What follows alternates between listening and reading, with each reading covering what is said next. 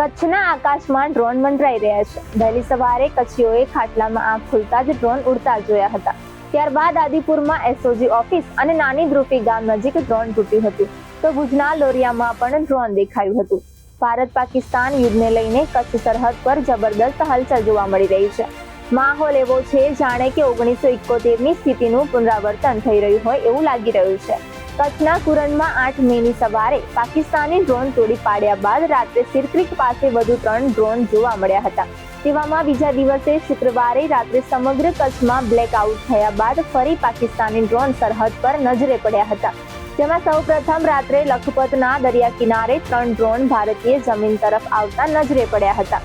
અહીં હાજર સુરક્ષા એજન્સીઓએ આ ડ્રોન જોયા હતા।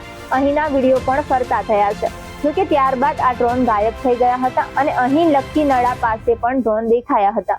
તો રાત્રે 11 વાગ્યાના અરસામાં કચ્છની ઉત્તરીય સરહદ પર કુંવરબેટ પાસે પણ ડ્રોન નજરે ચડ્યા હતા। આ એ જ જગ્યા છે જ્યાં ગુરુવારે સવારે એક ડ્રોન તોડી પાડવામાં આવ્યું હતું।